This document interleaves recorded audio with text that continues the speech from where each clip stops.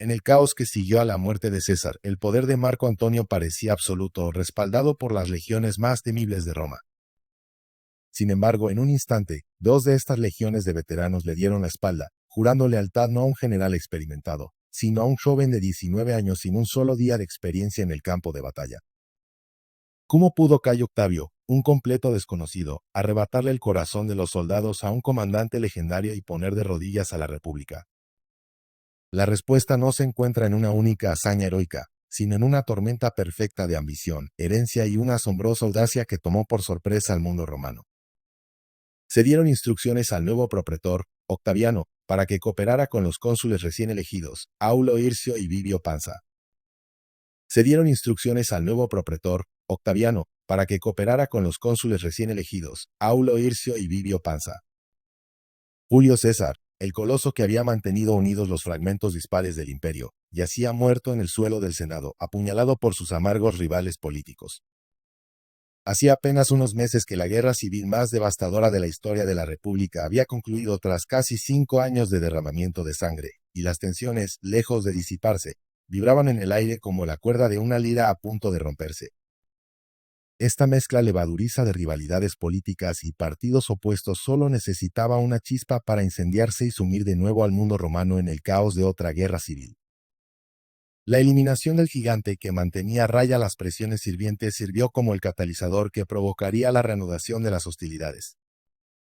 Con la aparente falta de un hombre fuerte y definitivo que diera un paso al frente para llenar el vacío de poder, las ruedas de la historia, implacables y sangrientas, comenzaron a girar una vez más. La vieja aristocracia senatorial, aunque maltratada por César, todavía conservaba una estructura definida y un líder natural en la figura del carismático orador Marco Tulio Cicerón. Por otro lado, los cesarianos, los vencedores de la guerra, parecían carecer de un sucesor claro, un hombre capaz de llenar las enormes botas de su general caído. Este sentimiento no cambiaría ni siquiera tras la apertura del Testamento de César, un documento que sacudiría los cimientos de Roma.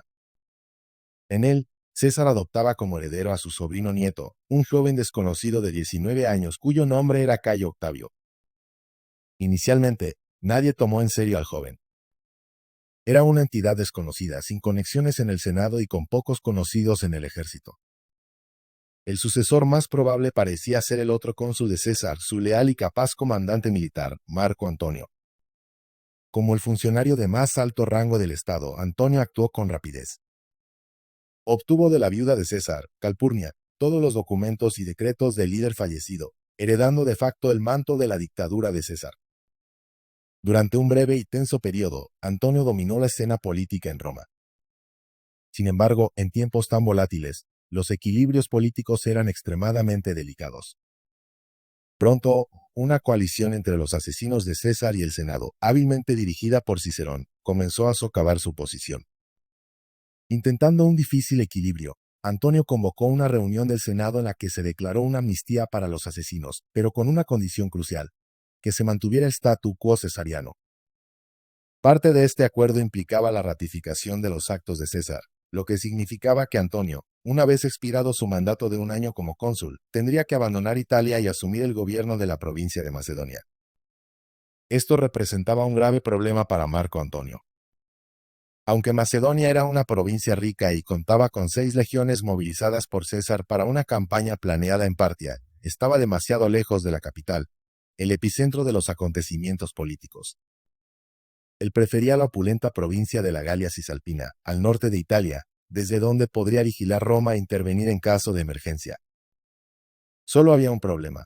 Ya se había seleccionado otro gobernador para la Galia Cisalpina, Décimo Junio Bruto, uno de los propios asesinos de César, quien ya se encontraba en posesión de la provincia con 3 legiones bajo su mando.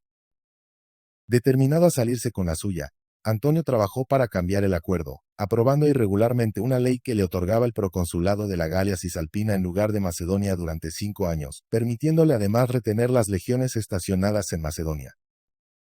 Naturalmente, Décimo Bruto se opuso, declarando ilegal la ley de Antonio y negándose a entregar su provincia. En un acto de desafío, marchó con sus legiones hasta el borde de su territorio, reafirmando su autoridad. La postura del Senado durante todo este episodio fue de una pasividad oportunista. Cicerón no protestó abiertamente, pero sin duda estaba esperando el momento adecuado para movilizar al Senado contra el cónsul cesariano. Fue entonces cuando el factor imponderable, aquel que inclinaría la balanza de la fortuna, hizo su aparición. Cayo Octavio, armado únicamente con un nombre ilustre y un trozo de papel que lo declaraba heredero de César, se lanzó al ojo del huracán. A pesar de los consejos de casi todos los que le rodeaban, que le instaban a la prudencia, el joven viajó a Roma. Allí, aunque no logró persuadir a Antonio para que le entregara el dinero de César, consiguió algo mucho más valioso: el apoyo de simpatizantes cesarianos y de muchos optimates, incluido el propio Cicerón. El viejo orador vio en Octaviano un mal menor, un instrumento que creía poder manipular y desechar una vez que hubiera servido a su propósito de destruir a Antonio. Mientras tanto, Antonio partió hacia la ciudad de Brundisium para recibir a 4 legiones que llegaban desde Macedonia. Estos veteranos debían ser su moneda de cambio con el Senado y el ariete con el que aplastaría a Bruto. Fue en ese preciso momento de ausencia cuando Octaviano entró en acción. Con Antonio lejos en el sur de Italia, el joven heredero de César se dirigió a Campania, el corazón de las colonias de veteranos de su padre adoptivo, con una comitiva de carros cargados de dinero en efectivo. Recorriendo las colonias, apelando a la memoria de su general y distribuyendo generosas sumas, Octaviano logró lo que parecía imposible. Mediante un descarado soborno y un carisma innegable, convenció a casi 3.000 veteranos endurecidos para que se unieran a su causa. Esta banda de mercenarios marchó sobre Roma y llegó a ocupar el foro, esperando una reunión del Senado que respaldara la causa de Octaviano. Sin embargo, la audacia del joven no fue suficiente para recabar el apoyo necesario. La clase senatorial aún desconfiaba, y pronto se vio obligado a retirarse hacia el norte, mientras muchos de sus veteranos lo abandonaban, no estando preparados para enfrentarse a sus compañeros cesarianos que, bajo el mando de Antonio, se acercaban rápidamente desde el sur. Todo parecía perdido para Octaviano. Su primer gran movimiento político había terminado en un fracaso humillante. Y justo cuando la desesperación comenzaba a hacer mella en el joven, recibió una noticia inesperada, una de esas noticias que cambian el curso de la historia. 2 de las legiones de Marco Antonio que marchaban hacia el norte desde Brundisium, la Legio Martia y la Legio Iberica Macedónica, habían declarado su lealtad a Octaviano. Desviándose hacia el oeste, tomaron posiciones en la ciudad de Alba Fusens, esperando sus órdenes. Al parecer, el nombre oficial de Octaviano, Cayo Julio César, seguía siendo irresistible para muchos veteranos que veían en el joven al sucesor espiritual de su difunto general. El nombre era un estandarte, un símbolo de glorias pasadas y promesas futuras, y su poder superaba con creces la autoridad de Antonio, a quien algunos legionarios empezaban a ver con recelo. Así, de la noche a la mañana, la fortuna de la política romana cambió en un instante. El advenedizo que huía se había convertido en el comandante de 2 de las mejores legiones de la República. Antonio, atónito, intentó en vano convencer a los desertores para que cambiaran de opinión, enviando emisarios y promesas, pero fue inútil. La lealtad, una vez rota, no podía remendarse fácilmente. Finalmente, resignado y furioso, decidió acelerar su marcha hacia el norte, hacia la Galia Cisalpina, con sus 3 legiones restantes en un intento desesperado por forzar a Bruto a abandonar la provincia antes de que la situación se deteriorara aún más. El Senado, liderado por un exultante Cicerón, vio su oportunidad de oro. El hombre que pensaban utilizar como peón acababa de demostrar ser un jugador formidable. Inmediatamente, ordenaron a Décimo Bruto que se mantuviera firme en su posición. Bruto, ahora envalentonado por el respaldo senatorial y la división en las filas de su enemigo, optó por atrincherarse con sus 3 legiones en la ciudad estratégicamente situada de Mutina. La ciudad fue pronto rodeada por las fuerzas de Marco Antonio, que inició un asedio. El choque parecía inevitable. El mundo romano, una vez más, se veía envuelto en una guerra civil abierta. El 1 de enero del 2043 a.C., con el inicio del nuevo año consular, el Senado votó a favor de las acciones pasadas de Octaviano. Le otorgaron el imperium de propretor, legalizando así su ejército privado. De un plumazo, Octaviano pasó de ser un oportunista que acababa de intentar un golpe de estado fallido al héroe de la República que salvaría a Roma de la tiranía de Antonio. El final del año también significaba que el mandato de Antonio como cónsul había expirado, despojándole de su inmunidad legal. Aunque el enfrentamiento parecía inevitable, el Senado, siempre cauteloso, envió una última embajada, instando a Antonio a levantar el asedio de Mutina y abandonar la Galia Cisalpina. Como era de esperar, las contraofertas de Antonio fueron inaceptables. Exigía el reconocimiento de su posición y la disolución del ejército de Octaviano. La respuesta del Senado fue contundente y definitiva. Declararon a Marco Antonio enemigo público. Ambos eran antiguos cesarianos que, en un giro de los acontecimientos, ahora colaboraban con el Senado, convencidos de que Antonio representaba la mayor amenaza para la estabilidad del Estado. La maquinaria de guerra de la República se puso en marcha. En febrero del 2043 a.C., el cónsul Hircio, al mando de 2 legiones de veteranos llamados a filas, marchó hacia el norte a Ariminum. Allí, sus fuerzas se unieron a las 2 legiones desertoras de Octaviano, creando un ejército formidable. Desde Ariminum, la fuerza combinada de Hircio y Octaviano avanzó a lo largo de la Vía Emilia, la gran calzada que cortaba la llanura del Po. Se enfrentaron en una serie de escaramuzas contra las avanzadillas de Antonio, logrando repelerlas y ocupando la ciudad de Claternae. Los 2 comandantes continuaron su avance, pasando Bononia y acampando a pocos kilómetros de Mutina a principios de marzo del 2043 a.C. La soga se estrechaba alrededor de Antonio. Se vio obligado a retroceder de nuevo, centrándose en reforzar el cerco de Mutina para evitar que Bruto pudiera escapar. Mientras tanto, el otro cónsul, Vivio Pansa, tras haber reclutado y movilizado 5 legiones de reclutas novatos, marchaba desde el sur por la vía Casia hacia Aretium, preparándose para unirse a sus colegas. Con 2 ejércitos convergiendo sobre él desde diferentes direcciones, Marco Antonio se enfrentaba ahora al peligro inminente de quedar atrapado entre las fuerzas de Bruto dentro de la ciudad y los ejércitos consulares que se aproximaban rápidamente.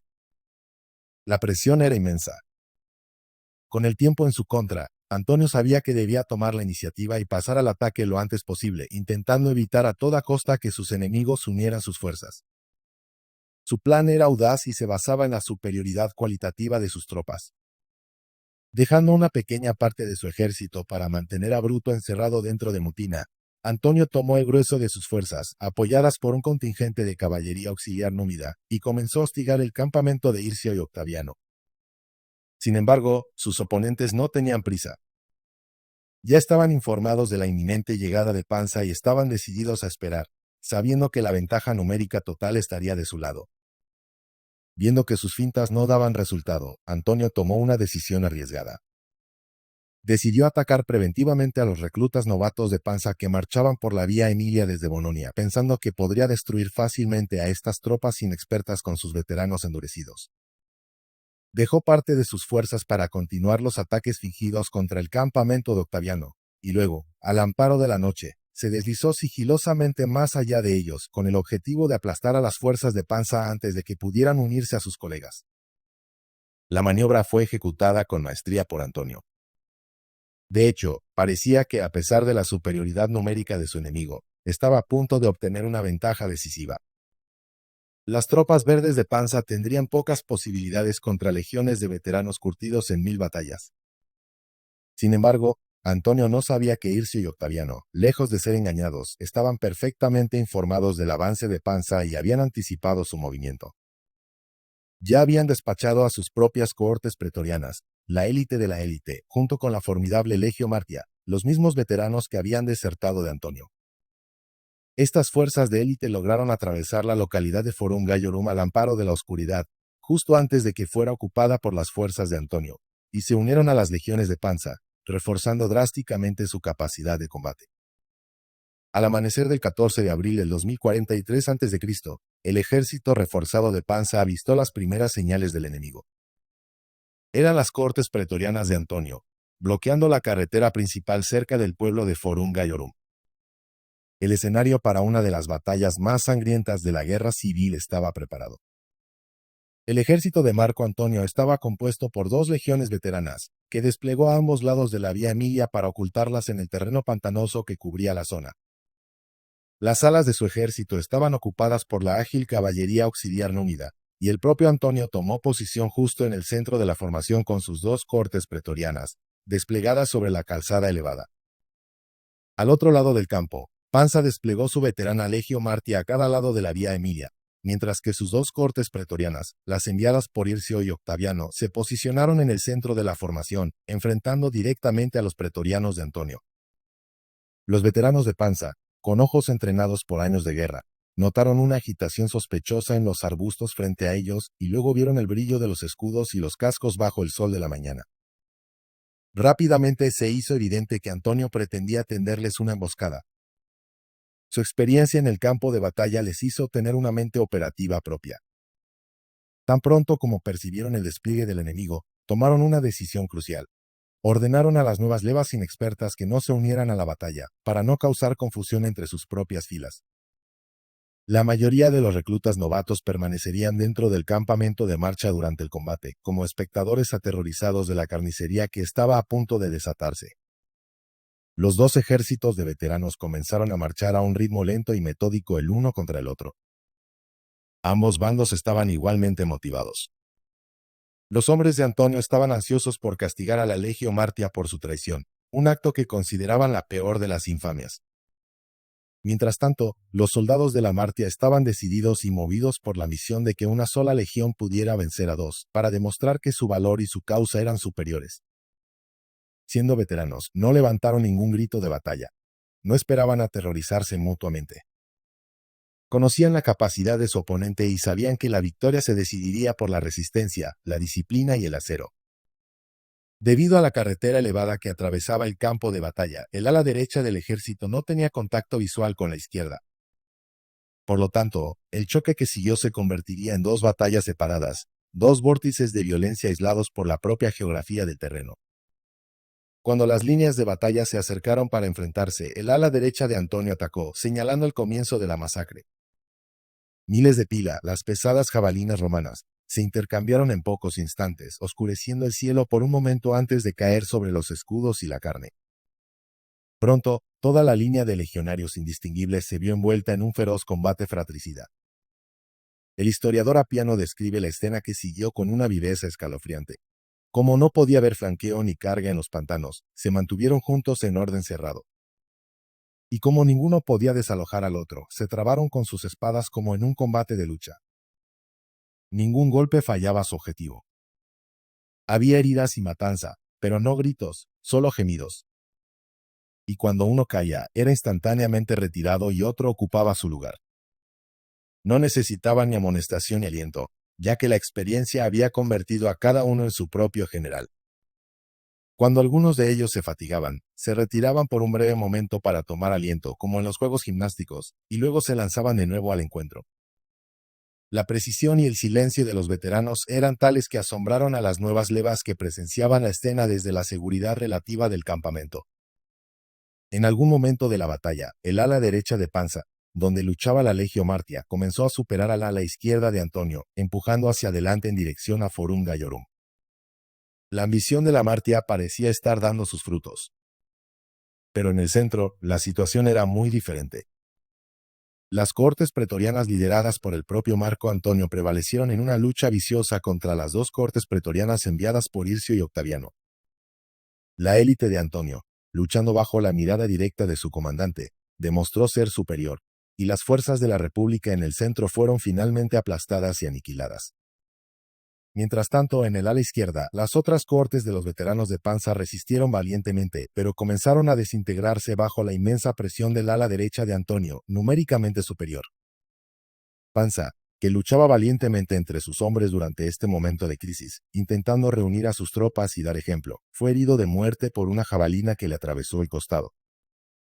Lo sacaron del campo, moribundo, y la pérdida de su cónsul desmoralizó a las cohortes del ala izquierda, que ahora comenzaron una retirada en pánico hacia el campamento. La visión de los veteranos en retirada y la destrucción de los pretorianos en el centro provocó el caos entre las pocas levas novatas que habían quedado fuera del campamento como reservas. Se dispersaron retrocediendo hacia el campamento en completo desorden.